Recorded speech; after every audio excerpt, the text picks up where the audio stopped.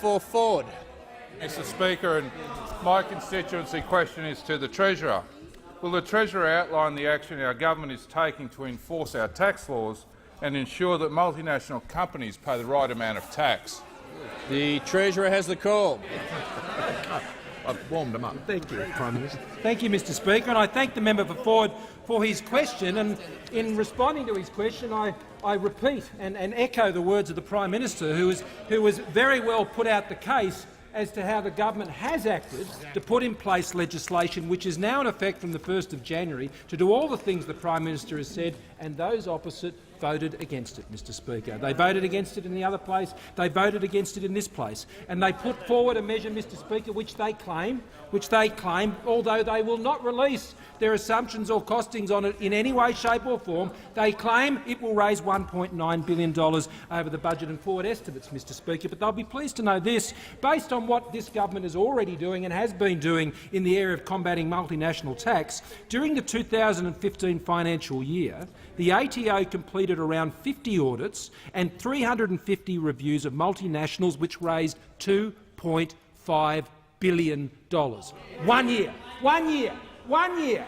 What this government was doing, what this government is doing, is actually produced $2.5 billion in additional revenue by going after multinationals that weren't paying their fair share of tax. And that was before the laws were introduced, Mr Speaker. And now we have gone from 30 companies we were looking at before that legislation to 80 companies, Mr Speaker.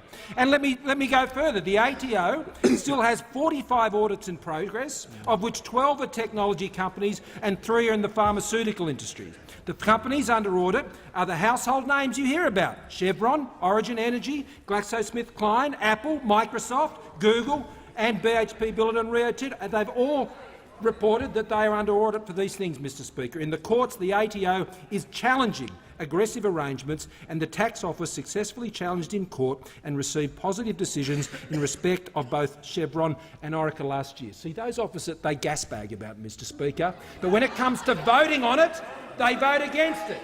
And on this side of the House, we say what we mean what we say, Mr Speaker, and we put laws into this place which says we are going to make multinationals pay tax on the income they earn.